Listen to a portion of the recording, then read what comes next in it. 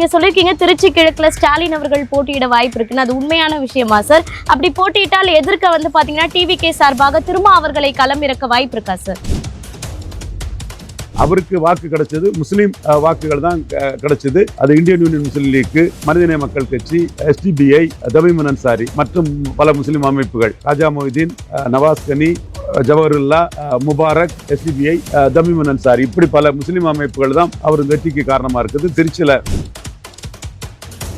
சீமான் மட்டும்தான் தனித்து போட்டிங்கிறதுக்கும் தமிழர் நலனுக்காக நிற்கிறாருங்கிற அடிப்படையில் அது தனித்துவத்தோட விஜய், ஸ்டாலின், எடப்பாடி 3 சிஎம் கேண்டிடேட்டையும் தாண்டி சீமான் மட்டும்தான் இதுல உறுதியா நிற்கிறாருங்கிறது வந்து மக்கள் மத்தியில வந்து இனி வருங்காலங்களில் பெரிய அளவுக்கு பார்வைக்கு உள்ளாகும். சார், ஒரு வகையில விஜய் வந்து பாத்தீங்கன்னா சீமான் அவர்களின் அரசியலை எளிமையாக்கிட்டாரா அப்படின்னு பாக்கலாமா சார்? ஏன்னா திமுகவை தனிமைப்படுத்திட்டாரு, அதிமுகல பல குழப்பங்களை ஏற்படுத்திட்டாரு, கூட்டணி கட்சிகள் அவர் பக்கம் இருக்காங்க.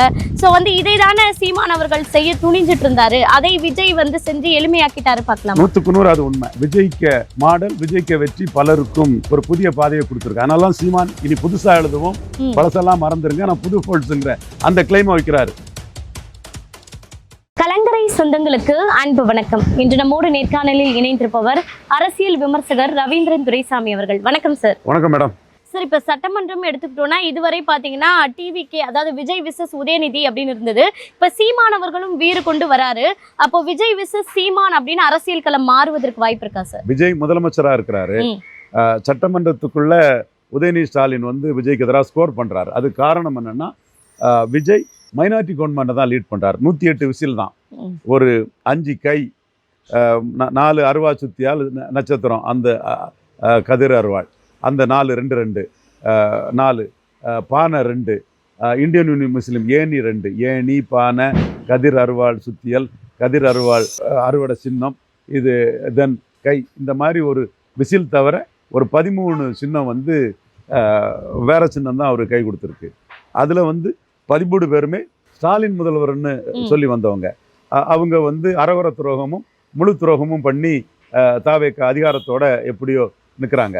அதே போல் 25 பேர் எடப்பாடி சிஎம்னு சொன்னவங்க தாவேக்காவுக்கு ஆதரவாக போட்டிருக்காங்க. 108 144 மாதிரி இருக்குது. 108 தான் நிஜம்.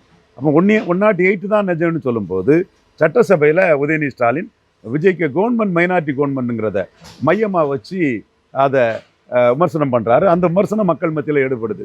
குறிப்பாக பதவிக்காக கவர்னர் அலுவலகத்துக்கு நடையாக நடந்தீங்கம்பாரு, பதவிக்காக அதிமுக எடப்பாடியை முதல்வராக சொன்ன 25 எம்எல்ஏக்களையும் பார்த்தீங்கன்னு சொன்னார். இதுக்கெல்லாம் வந்து பிரேமலதா அம்மையார் கேட்குறதுக்கும் இதுக்கும் வந்து உண்மையிலே அது 108 எம்எல்ஏக்கள் தான் இருக்கிறதுனால ஒரு விசிலுக்கு விஜயால் பதில் சொல்ல முடிக்கல. கேரளாவில் சதீஷன் சைன் பண்ண மாதிரி இவர் உதயநிதி ஸ்டாலின் சைன் பண்ண வாய்ப்பு இருக்குது. உதயநிதி ஸ்டாலினுக்கு டெலிகேட்டட் பவர் தான். Stalin alone can do and do things. ஸ்டாலின் கிட்ட சப்பார்டினேட் தான் உதயநிதி ஸ்டாலின். ஆனால் சட்டசபையில் எதிர்கட்சி தலைவராக கேரளாவில் வந்து ரமேஷ் சென்னித்தலாவுக்கு ஒரு சீடர் தான் சதீஷன். வேணுகோபால் தான் அங்கே எல்லாம். பலமுறை திருவனந்தபுரத்தில் வெற்றி பெற்ற சசிதூர் தான் பெரிய ஷைனிங். 4 பேருமே நாயர் தான். ஆனால் சதீஷன் நாயர் வந்து தெளிவாக வந்து சட்டசபையில் விஜயனை எதிர்த்து களமாடினதிலும் அவர் நம்ம திறம்பட புள்ளி உரங்களோட ஆர்கியூ பண்ணதுலையும் அவர் வந்து கேரளாவில் பெரிய மாஸ் லீடர் ஆகிட்டார். அவரை வந்து ராகுல் காந்தியும் பிரியங்கா காந்தியும் சதீஷங்கிட்ட சரண்டர் ஆக வேண்டிய சூழ்நிலை ஆகிட்டு இவங்க வேணுகோபாலை சிஎம் ஆக்கலான்னு நினச்சாங்க. எம்எல்ஏக்கள் எல்லாம் திரட்டினாங்க. ஆனால் வேணுகோபால் அகில இந்திய செயலாளரையே வந்து கடுக்கா கொடுக்கக்கூடிய அளவுக்கு, அவருக்கே டிமிக்கி கொடுக்கக்கூடிய அளவுக்கு கேரள மக்கள் வந்து சதீஷன் பின்னாடி திரண்டுட்டாங்கன்னா சட்டசபையில் சதீஷன் சைன் பண்ணது தான். அதன் விளைவாக வந்து வயநாட்டில் நீங்கள் சதீஷனை சிஎம் ஆக்கலைன்னா நீங்கள் வந்து அமைதி மாதிரி வயநாட்டில் தோற்கடிக்க நேரணும்னு ராகுல் காந்தியை மறுத்திட்டாங்க. ஸோ ராகுல் காந்தி வர வழி இல்லாமல் சதீஷனை சிஎம்மாக ஏற்றுக்கூடிய ஒரு சூழ்நிலை வந்தது. ஸோ அந்த மாதிரி உதயநிதி ஸ்டாலினுக்கும் ஒரு வாய்ப்பு இருக்குது. அந்த வாய்ப்பு எதுவரை இருக்கும்னா விஜய் மைனாரிட்டி கவர்மெண்ட்டாக இருக்கிறது வரை இருக்கும். விஜய் ஒருவேளையில் நான் மெஜாரிட்டி கவர்மெண்ட்டாக வரப்போகிறேன், இன்னும் என்டிஆர் பாணியிலையோ இவர் ராமகிருஷ்ண ரெட்டி பாணியிலையோ வந்து அவர் டிசல்யூஷனை ரெக்கமெண்ட் பண்ணால் கவர்னர் வந்து ஆட்சியை கலைச்சி தான் கொடுக்கணும். மாற்று அரசுக்கெல்லாம் பண்ண முடியாது. முழு அதிகாரமும் விஜய்க்கு இருக்குது. விஜய் 144 எம்எல்ஏக்கள் ஆதரவு பெற்ற ஒரு முதல்வர். அது இன்னைக்கோ 6 மாதம் கழிச்சோ 8 மாதம் கழிச்சோ அவர் ஒரு தனி மெஜாரிட்டி உள்ள கவர்மெண்ட் வந்தால் தான் எதிர்கட்சி தலைவராக உதயநிதி ஸ்டாலின் ஷைன் பண்ணுறது நிற்கும். அல்லது உதயநிதி ஸ்டாலின் ஒவ்வொரு சட்டசபை நிகழ்வுலையும் வந்து இது மைனாரிட்டி கவர்மெண்ட் அதிகாரத்தை காப்பாற்றுறதுக்கு என்னென்னலாம் பண்ணினீங்கிறத ஒவ்வொன்றையும் பாயிண்ட் அவுட் பண்ணி சதீஷன் மாதிரி அந்த சமூக வலைத்தளங்களை இன்ஸ்டாகிராமில் உதயநிதி ஸ்டாலின் ஷைன் பண்ணத்தான் செய்வார். சீமானோட இது வந்து அரசியல் ரீதியாக சீமான் மட்டும்தான் தனிச்சு போட்டிங்கிறதுக்கும் தமிழர் நலனுக்காக நிற்கிறாருங்கிற அடிப்படையில் அது தனித்துவத்தோட விஜய், ஸ்டாலின், எடப்பாடி 3 சிஎம் கேண்டிடேட்டையும் தாண்டி சீமான் மட்டும்தான் இதில் உறுதியாக நிற்கிறாருங்கிறது வந்து மக்கள் மத்தியில் வந்து இனி வருங்காலங்களில் பெரிய அளவுக்கு பார்வைக்கு உள்ளாகும். சார், ஒரு வகையில விஜய் வந்து பாத்தீங்கன்னா சீமானவர்களின் அரசியலை எளிமையாக்கிட்டாரா அப்படின்னு பார்க்கலாமா சார்? ஏன்னா திமுகவை தனிமைப்படுத்திட்டாரு, அதிமுகல பல குழப்பங்களை ஏற்படுத்திட்டாரு, கூட்டணி கட்சிகள் அவர் பக்கம் இருக்காங்க. ஸோ வந்து இதை தானே சீமானவர்கள் செய்ய துணிஞ்சிட்டு இருந்தாரு, அதை விஜய் வந்து செஞ்சு எளிமையாக்கிட்டாரு பார்க்கலாம். 100க்கு 100 அது உண்மை. விஜய்க்க மாடல், விஜய்க்க வெற்றி பலருக்கும் ஒரு புதிய பாதையை கொடுத்துருக்கு. அதனால தான் சீமான் இனி புதுசாக எழுதுவோம், பழசெல்லாம் மறந்துருங்க நான் புது போல்ஸுங்கிற அந்த கிளைமை வைக்கிறாரு. பழசெல்லாம் மறந்துருங்க நான் புது போல்ஸுங்கிற அந்த கிளைமை வைக்கிறாரு. காரணம் திமுக அதிமுக அரசியலை உடைக்க முடியல. சீமானே 1 விழுக்காடு ஓட்டு தான் எடுத்தார். இப்போ திமுக அதிமுக அரசியல் உடஞ்சிடுச்சு. அந்த விஜய் வந்து அதை உடைச்சி ஒரு பாதையை போட்டுட்டார். 35 விழுக்காடு ஓட்டு டக்குன்னு வந்துட்டார். அது ஒரு பெரிய ஓட்டு, சாதனை ஓட்டு. என்டிஆருக்கு அடுத்தபடியாக எம்ஜிஆரே எடுக்காத ஒரு சாதனை ஓட்டு புதுசாக ஒருத்தர் வந்து எடுத்துட்டாருன்னு சொன்னால் ஒரு புது கட்சி க்ரௌட் புல்லிங் கெப்பாசிட்டி உள்ளவர் 214 போட்டால் ஒரு ஓட்டு கிடைக்குங்கிறது மிகப்பெரிய ஓட்டாக 35 கிடச்சிடுச்சு. அப்போ இந்த பாதை வந்து நாளைக்கு நமக்கு பயன்படுங்கிறது தான் சீமான் நேற்று மே 18 கூட்டத்தில் தெளிவாக சொல்லியிருக்கிறாரு. அது எந்த ஒரு புதிய சக்திக்கும் கூட அது நாளைக்கு பயன்படக்கூடிய அளவுக்கு இருக்கும். சீமான் அதன் அடிப்படையில் திமுக அதிமுக போட்டியை உடைக்க முடியாதுங்கிற அடிப்படையில் விஜய் உடைச்சதை தனக்கு சாதகமாக பயன்படுத்தி அடுத்த கட்ட பாய்ச்சல் வந்து எளிதாக இருக்கும்னு சீமான் உறுதியாக நம்புகிறாரு. இது வந்து 2 ஆண்ட கட்சிகளும் கீழே போயிட்டு புதுசாக ஒரு கட்சி ஆள வந்திருக்குது. இந்த கட்சிகளின் தவறுகள்ல இருந்து மீண்டும் ஆட்சி அதிகாரத்துக்கு வராத கட்சிக்கு தான் மக்கள் வாய்ப்பு கொடுப்பாங்கங்கிறது சீமானுக்கு கணக்கு. அந்த கணக்கின் அடிப்படையில் சீமான் வந்து காய் நகர்த்திட்டு போயிட்டு இருக்கிறாரு. ஸோ விஜய் திமுக அதிமுக அந்த உடைக்க முடியாத இரும்பு கோட்டை இருதுருவ அரசியலுங்கிறத உடைச்சி போட்டதில் சீமானுக்கு ஒரு லாபம் இருக்குது. அது மட்டும் இல்லை, விஜய் டைப்பில் களம் வரக்கூடியவங்களுக்கும் அது ஒரு லாபம் இருக்குன்னு தான் நான் பார்க்குறேன். சரி, இப்போ பிடிஆர் கூட சொல்லியிருக்காரு தாவேகா பல ஆண்டுகளுக்கு வந்து ஆட்சியை பிடிக்கக்கூடிய அந்த வலிமையோடு இருக்கு அப்படின்னு சொல்லியிருக்காரு. ஒருவேளை பிடிஆர் அவர்கள் தாவேகாவுடன் இணைவதற்கு ஏதாவது வாய்ப்பு இருக்கா சார்? அது அவர் முடிவு. தாவேகா ஒரு புதிய சக்தியாக வந்திருக்குங்கும் போது இந்த ஓட்டு வந்து டிசிபேட் ஆகுமா கன்சால்டேட் ஆகுமாங்கிறதுல அவர் கன்சால்டேட் ஆகுங்கிற கருத்தை அவர் எடுக்கலாம். அது இப்போ வந்து 35 எடுத்திருக்காங்க. இந்த டிசிபேட் ஆகுமா கன்சால்டேட் ஆகுமாங்கிறது வந்து திருச்சி கிழக்கு உள்ளாட்சி தேர்தல் இன்னொரு எவிடன்ஸை வச்சு தான் எடுக்க முடியும். அவர் போன்றவங்க வந்து அதில் ஒரு முடிவெடுத்து அவங்க பயணிக்கலாம், அது அவங்க உரிமை. சார், நீங்கள் சொல்லியிருக்கீங்க திருச்சி கிழக்கில் ஸ்டாலின் அவர்கள் போட்டியிட வாய்ப்பு இருக்குன்னு, அது உண்மையான விஷயமா சார்? அப்படி போட்டியிட்டால் எதிர்க்க வந்து பார்த்தீங்கன்னா டிவிகே சார்பாக திருமா அவர்களை களம் இறக்க வாய்ப்பு இருக்கா சார்? திருமா களம் இறங்கினாலும் ஸ்டாலின் வந்து அந்த இடத்துக்குள்ளே துணிஞ்சு போட்டிவிடுவார். தனக்கு ஆதரவான திராவிட முன்னேற்ற கழகத்துக்கு ஆதரவான அட்டவணை புரி மக்கள் வாக்கு தான் அவருக்கு கிடைச்சிருக்கே தவிர திருமா வச்சு அவருக்கு வாக்கு கிடைக்கல, பெரிய அளவில் கிடைக்கல. அவருக்கு வாக்கு கிடைச்சது முஸ்லீம் வாக்குகள் தான் கிடைச்சது. அது இந்தியன் யூனியன் முஸ்லீம் லீக்கு, மனிதநேய மக்கள் கட்சி, எஸ்டிபிஐ அண்டு தமீமுன் அன்சாரி மற்றும் பல முஸ்லீம் அமைப்புகள், காஜா மொய்தீன், நவாஸ் கனி, ஜவஹருல்லா, முபாரக், எஸ்டிபிஐ, தமீமுன் அன்சாரி, இப்படி பல முஸ்லீம் அமைப்புகள் தான் அவர் வெற்றிக்கு காரணமாக இருக்குது. திருச்சியில் நெஹ்ரு அதை என்டார்ஸ் பண்ணுறாரு. அனிதா ராதாகிருஷ்ணன் காயல்பட்டினம் ஓட்டுன்னு என்டார்ஸ் பண்ணுறாரு. துறைமுகம் ஓட்டுங்கிறத தெள்ள தெளிவாக சேகர்பாபுக்கு தெரியுது. ஸ்டாலினே தோக்கும்போது உதயநிதி ஸ்டாலின் ஜெயிக்கிறாருன்னா சேப்பாக்கம் முஸ்லீம் ஓட்டுகள் தாங்கிறதும் எல்லாத்துக்குமே தெரியுது. ஆனால் திருமாவளவனை வச்சு வந்து பறையர் வாக்குகள் வந்து பெரிய அளவில் வரல. அந்த வாக்குகள் வந்து தாவேக்காவுக்கே போயிட்டு தாவேக்காவுக்கு எங்கேருந்து ஓட்டு வந்து அதே மாதிரி காங்கிரஸ் ஓட்டும் தாவேக்காவுக்கு. ஆனால் அவர் அதை ஒத்துக்கவே இல்லைல்ல சார், ஒரு பேட்டியில் கூட. எப்படி ஒத்துக்குவார்? அது எப்படி ஒத்துக்குவார்? நம்ம வெற்றி வீரர்னு அவரை சொன்ன நம்ம தான் வெற்றி வீரருங்க அந்தஸ்து அவர் இழந்துட்டாருங்கன்னு சொல்கிறோம். அவர் தனிச்சு நிற்கும்போது அவர் கேண்டிடேட்டாக காட்டுமலை நிற்கும்போது நம்ம வரவேற்க தானே செய்தோம். பின்ன ஏன் அவர் விட்ரா பண்ணார்? அவர் நின்று இருந்தாருன்னா போலரைசேஷன் வந்திருக்கும். சௌமியா அன்புமணியும் அவரும் நிற்கும்போது அந்த சைடு அவரும் இந்த சைடு நிற்கும்போது போலரைஸ் வந்துடும். அதான சொன்னோம், நின்னதை பாராட்டணும், நல்ல முடிவுன்னு சொன்னோம். நிற்காத போது அந்த ஓட்டு பாமக ஓட்டு எடப்பாடி பாமகன்னு நின்றுட்டு இவருக்கு ஓட்டு நிற்கலையே. நின்னா வெற்றி வீரராக இவர் இருந்திருப்பாரு, திமுக அணிலாம் ஜெயித்திருக்கோம். 3 தடவை வெற்றி வீரர்னு இவரை சொல்கிறோம். இந்த தடவை இவர் ஓட்டு விஜய்க்கு போனதுனால தானே ஸ்டாலினுக்கே பின்னடைவு. அன்புமணி ஓட்டு தாக்கு பிடிச்சதுனால தானே அந்த பெல்ட்டுக்குள்ளே எடப்பாடி வந்து ஒரு தேவகவுடா மாதிரி அந்த ஜனதாதள் எஸ் மாதிரி ஒரு 20 விழுக்காடு கட்சிக்கு ஓட்டுக்கான ஒரு கட்சியாட்டு 3வது கட்சியாட்டு பார்லிமெண்ட்ல இருந்து விஜய் செங்கோட்டையன் அதிரடி தாக்குதலில் பெருசாக பாதிக்கப்படாமல் நின்றுட்டார். இப்போ தானே சிவி சண்முகம் இவர் வேலுமணி நத்தம் விஸ்வநாதன் இவங்களால பாதிப்பு வருது. அப்போ பாதிக்காமல் நின்றுட்டாருன்னு சொன்னால் விடுதலை சிறுத்தைகள் வாக்கு தான் திமுகவுக்கு போகாமல் விஜய்க்கு போயிட்டு உண்மை சிட்டிலெல்லாம் அந்த ஓட்டு போயிட்டு கைப்புண்ணுக்கு எதுக்கு கண்ணாடி எல்லாத்துக்குமே தெரியுமே. அது விஜய் திருமாவளவன் என்ன சொன்னாலும் அது உண்மை நிலைமை அதுதான். ஏன்னா 3 தடவை வெற்றி பெறாக இருந்தவர் இப்பவும் காட்டுமன்னார் கோயிலில் நின்று களம் கண்டிருப்பாருன்னா அது போலரைஸ் ஆகிருக்கும். போலரைஸ் ஆகலை. அது போலரைஸ் ஆகாமலே அங்கே போயிட்டு ஏன் அண்ணாமலையை நீக்கினதுனா பொன் ராதாகிருஷ்ணனுக்கு ஒரு முக்கியத்துவம் கொடுக்காததுனால பொன் ராதாகிருஷ்ணன் ஃபேக்டரில் கன்னியாகுமரி மாவட்டத்தில் 5 தொகுதியிலையுமே பாஜக 3வது போயிட்ட என்னைக்கு போகும் தோக்கும், ஆனால் 2வது நிற்கும். அப்போ உங்களுக்கு அந்த எதிர்பார்த்த போலரைசேஷன் வரல.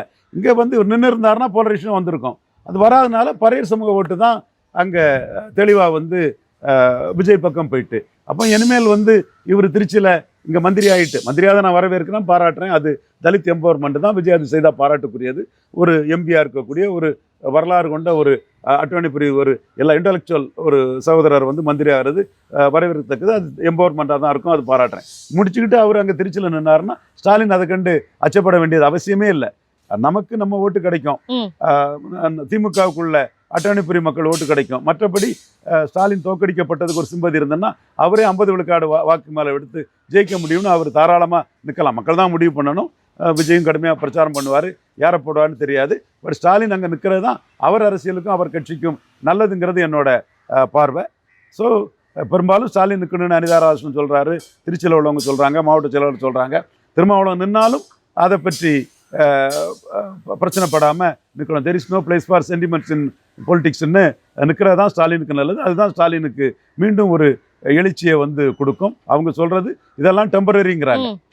இதெல்லாம் டெம்பரரி ஜஸ்ட் தான்ங்கிறத சொல்கிறாங்க. அதுக்கு ப்ரூஃப் கிடையாது. இது பெர்மனண்ட்டுங்கிறதுக்கும் ப்ரூஃப் இல்லை, டெம்பரரிங்கிறதுக்கும் ப்ரூஃப் இல்லை. நீங்கள் நின்று 50 விழுக்காடு மேலே வாக்கு எடுத்துட்டீங்கன்னா இது டெம்பரரிங்கிற ஒரு இம்ப்ரெஷன் வந்துடும். நீங்கள் நின்று தோல்வி அடைஞ்சிங்கன்னா அது பெர்மனண்ட்டுங்கிற மாதிரி ஒரு இம்ப்ரெஷன் வரும். எனிவே அந்த சேலஞ்சை ஸ்டாலின் எடுத்து தான் தீரணும். ஸ்டாலின் எடுப்பாருன்னு நினைக்கிறேன் சார். ஒரு பக்கம் ஸ்டாலின், ஒரு பக்கம் திருச்சி கிழக்குல போட்டியிட்டால் சீமான் அவர்கள் நேரடியாக இந்த இடைத்தேர்தலில் போட்டியிட வாய்ப்பு இருக்கா சார்? சீமானுக்கு இது வந்து நான் சில கருத்தை சொன்னேன், அவர் எதுவும் சொல்லலை. சஸ்பென்ஸ்ல இருக்குது, சஸ்பென்ஸ்ல இருக்கட்டு. அது என்ன பண்றாருன்னு அந்த டைம் வரட்டு. சார், நீங்க ஏற்கனவே சொல்லியிருக்கீங்க, அதாவது விஜயினுடைய அரசியலால சீமானுக்கும் அண்ணாமலைக்கும் லாபம் அப்படின்னு சொல்றீங்க. அண்ணாமலைக்கு எந்த வகையில சார் இந்த அண்ணாமலை அதை எப்படி கொண்டு போறாருங்கிறத பொறுத்து இருக்குது. அது நம்ம வெளிப்படையாக அதெல்லாம் சொல்ல முடியாது. விஜய் எப்படி ஸ்ட்ராட்டஜைஸ் பண்ணாரோ அதே மாதிரி சரியாக கணக்கு போட்டு அண்ணாமலை எப்படி ஸ்ட்ராட்டஜைஸ் பண்ணுறாரு, என்ன ஆயுதங்களை எடுக்கிறாரு, எப்படி போகிறாரு, எதை ஸ்கிப் பண்ணுறாரு, எதில் களத்துக்குள்ளே வராருங்கிறதெல்லாம் விஜயோட அந்த ரோல் மாடலாக எடுத்து விஜயோட அந்த நகர்வுகளில் பாடம் படித்து அண்ணாமலை என்ன செய்கிறாருங்கிறத பார்க்கணும். விஜய் நகர்வு வெற்றி பெற்ற நகர்வு. வெற்றி பெற்ற நகர்வை எல்லாரும் ஃபாலோ பண்ணுறது ஏற்க தான். குறிப்பாக சொல்லப்போனால் வெப்பன் என் கையில் கிடைக்கல. நான் தான் சொன்னேன் Rajini centric election, Vijay centric election நடத்தினாங்க. ரஜினி எம்ஜிஆரோட பெரிய ஆள், 50 விழுக்காடு ஓட்டு ரஜினி வருவாருன்னு சொன்னேன். அவங்க முதன்மை சக்தி விஜய்ன்னு இது பண்ணாங்க. ஸோ நம்ம ஸ்ட்ராட்டஜி தான் பல பல பல இதுலேயும் இதாச்சு. நமக்கு வெப்பன் இல்லை, அவங்கள்ட்ட வெப்பன் கிடச்சிருக்குது. அண்ணாமலை ஒரு வெப்பன், அவர் ஆயுதம். அண்ணாமலை அந்த ஆயுதத்தை அவர் எப்படி பயன்படுத்த போகிறாருங்கிறது அவர் பயன்படுத்தும் போது தான் தெரியும். சீமானும் தன்னை ஒரு புதிய ஆயுதமாக ரீஇன்வென்ட் பண்ணுறாரு. எப்படி பயன்படுத்த போகிறாருங்கிறது அவரோட முடிவில் தான் இருக்குது. அதனால தான் நான் வந்து திருச்சி கிழக்கை பற்றி சீமான் சொல்லும்போது அவர் என்ன முடிவு எடுக்க போகிறாருங்கிறத நான் சொல்லக்கூடாது. சீமான் தான் அந்த முடிவு எடுக்கணும். அவர் முடிவு அவர் கையில் இருக்குது. நான் என் கருத்தை டிஸ்கஸ் பண்ணியிருக்கேனே தவிர அவர் தான் முடிவு எடுத்து பண்ணுவார். He is the leader, he knows every thing. அந்த அடிப்படையில் நான் அதுக்குள்ளே எதையுமே ஓப்பன் பண்ணல. அதே மாதிரி அண்ணாமலையும் வந்து இந்த வெற்றி ஃபார்முலா என்னங்கிறது விஜய்க்கு வெற்றி ஃபார்முலா அண்ணாமலைக்கும் தெரிய வருது, எல்லாத்துக்கும் தெரிய வருது. அதை எப்படி அவர் ரீப்ரொடியூஸ் பண்ண போறாருங்கிறது அவர் கையில் இருக்குது. சார், தேர்தலுக்கு முன்னாடி நீங்க சொன்னீங்க என்டிகே வந்து டிவிகேவை அடித்து ஆடுவது சீமானுக்கு லாபம் தான் அந்த அரசியலை பேசுவது அப்படின்னு. இப்போ வந்து என்டிகே விசஸ் டிவிகே அப்படின்னு ஒரு நரேட்டிவை செட் பண்ணி சீமான் அவர்கள் பயணிச்சார்னா அது வெற்றிக்கு வாய்ப்பு கிடைக்குமா? கண்டிப்பா ஆளுங்கட்சியா இருக்க கட்சியை எதிர்த்து களமாடுறது அரசியல் ரீதியாக பெரிய முக்கியத்துவத்தை கொடுக்கும். இது டிவிக்கே 35க்கு வந்ததை எல்லாருமே ஒரு பாசிட்டிவாக நமக்கும் ஒரு வாய்ப்பு கிடைக்கும்னு ஹோப்பாக நம்பிக்கையோடு விளையாடக்கூடிய ஒரு சக்தியை எல்லாருக்குமே கொடுத்துருக்குது. அந்த சக்தியை தன்னம்பிக்கையோட விளையாடுனா அதற்கான பலன் கிடைக்க தான் செய்யும். சரி, இன்னொன்னு சரி, ஒரு பக்கம் எல்லா கூட்டணி கட்சிகளும் சேர்ந்து டிவிகே பக்கம் இருக்காங்க, அதிமுக பலம் இழந்துடுச்சு. சோ எதிர்கட்சிகளாக சீமானும் பாஜகவும் இப்போ தலை தூக்குதா அப்படின்ற மாதிரி ஒரு பார்வையும் இருக்கு சார். அதிமுக பலம் இழந்துடுச்சுங்கிறது உண்மைதான். மாற்று சக்திங்கிற அந்தஸ்தை எடப்பாடி இழந்துட்டாருங்கிறது உண்மைதான். பட் நாம ப்ராக்டிக்கலாக பார்த்தோம்னா எடப்பாடி கூட ஒரு கூட்டணி வாய்ப்பை சீமான் மறுத்துட்டாரு, தனிச்சு நிற்கணும்னு பண்ணிட்டாரு. அண்ணாமலை நீக்கம் அவருக்கு பாதிப்பு, செங்கோட்டையன் வெளியேறி விஜய் வந்தது அவருக்கு பாதிப்பு, தென் மோடி அவரை சிஎம் கேண்டிடேட்டாக சொல்லாதது பாதிப்பு, 2 ஜாதி கட்சின்னு அவரை கடுமையான விமர்சித்தது பாதிப்பு, வண்ணார் நாவிதர் குயவர் போயர் ஒட்டர் போன்ற சமூகங்களை அவருக்கு எதிராக நாம திருப்பினது பாதிப்பு, முக்குலத்தோர் அவருக்கு எதிராக நாம திருப்பினது பாதிப்பு, நாடார் பகுதியில் போய் நீங்கள் முக்குலத்தோருக்கு எதிராக எடப்பாடிக்கு ஓட்டு போடாதீங்கன்னு பிரச்சாரம் பண்ணது பாதிப்பு. பாபா சாஹேப் பீம்ராவ் அம்பேத்கர் சொன்ன மாதிரி ஐடென்டிஃபை த எனிமின்னு எடப்பாடி தான் எதிரி, ஐயர் நாடார் என்ன செய்ய முடியும்னு கேட்ட எடப்பாடிக்கு 24 நம்ம நெல்லை தூத்துக்குடி கன்னியாகுமரியில் டெபாசிட் இழக்க வச்சோம், இப்பவும் டெபாசிட் இழக்க வைப்போம் நம்ம சொன்னதும் அவருக்கு பாதிப்பு. நம்ம களத்துக்குள்ளே இறங்கி சில வேலைகளை தென் மாவட்டங்களில் பார்த்தோம், 3வது போனதும் சில இடங்களில் அவர் டெபாசிட் இழப்புக்கு நேரிடுறதுக்கும் அதுதான் காரணம். ஆனால் எல்லாத்தையும் மீறி அவர் தேவகவுடா எடுத்தது மாதிரி 3வது இடத்துல ஒரு 20-21 விழுக்காடு வாக்கு எடுத்துட்டார் இல்லையா. இப்போ அந்த வாக்குலையும் வேலுமணி கோயம்புத்தூர்ல பாதிப்பு ஏற்படுத்துறாரு, சிவி சண்முகம் விழுப்புரத்துல பாதிப்பு ஏற்படுத்துறாரு, நத்தம் விஸ்வநாதன் திண்டுக்கல்ல பாதிப்பு எடுத்துறாரு, சேலத்துல அன்பழகன், அரக்கோணத்துல வீரமணின்னு எல்லாரும் பாதிப்பு ஏற்படுத்துறாங்கிறது நம்ம தெரியுது. ஆனா வன்னியர் ஓட்டுகள் முழுக்க அவங்க கிட்ட தான் இருக்கா சார்? இன்னமும் வன்னியர் ஓட்டுகள் பெருமளவு எடப்பாடி பழனிசாமிக்கு தான் விழுந்திருக்கு. வன்னியர்ல தான் எடப்பாடி பழனிசாமியை ஒரு தேவகவுடா ஒக்காலியா கவுடா காப்பாற்றின மாதிரி அவரோட சொந்த ஜாதியான வெள்ளாள கவுண்டர்களை விட வன்னிய கவுண்டர்களை தான் அவரை காப்பாற்றிருக்காங்க. வெள்ளாள கவுண்டர்களை பொறுத்தவரையில் அண்ணாமலை நீக்கமும் செங்கோட்டையன் அவருக்கு எதிராக அவர் செயல்பட்டதும் ஒரு அதிருப்தி அவருக்கு உருவாயிடுச்சு. அந்த அதிருப்தி இல்லைன்னா இன்னும் அவருக்கு சீட்டு வந்திருக்கும். பட் வன்னியர்களை பொறுத்தளவில் அவர் 10.5 கொடுத்தாருங்கிறதுக்காக அவர் மேலே ரொம்ப விசுவாசமாக நின்னாங்க. ப்ளஸ் அன்புமணியும் அந்த அரசியலை தெளிவாக முன்னெடுத்ததுனால அது அவருக்கு கூடுதல் பலனை வன்னியர் பொலிட்டுக்குள்ளே கொடுத்தது. நீங்கள் அந்த ஆய்வு பண்ணி பார்த்தாலே தெரியும். அவர் எடப்பாடியிலே நியர்லி 1 lakh ஓட்டு வித்தியாசம் வர அவர் ஜெயித்திருக்காங்கன்னு தெரியும். அன்புமணியும் பெரிய ஃபோர்ஸாக நிற்கிறாரு.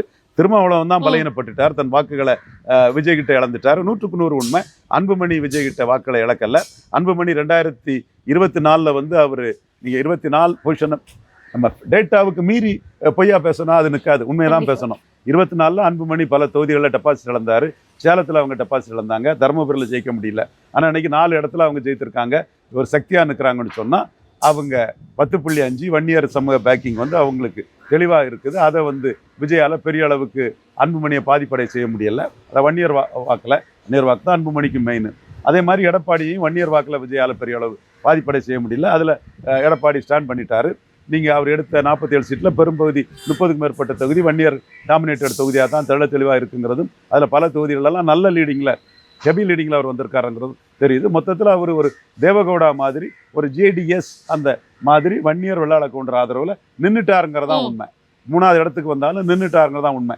அதுக்கு பிறகு இப்போ நத்த விஸ்வநாதன், சிவி சண்முகம், வேலுமணி இவங்களால் பாதிப்பு வந்துட்டு இருந்தாலும் கூட அவர் 26 தேர்தல் முடிவில் அவர் ஸ்டாண்ட் பண்ணிட்டாங்க தான் உண்மை.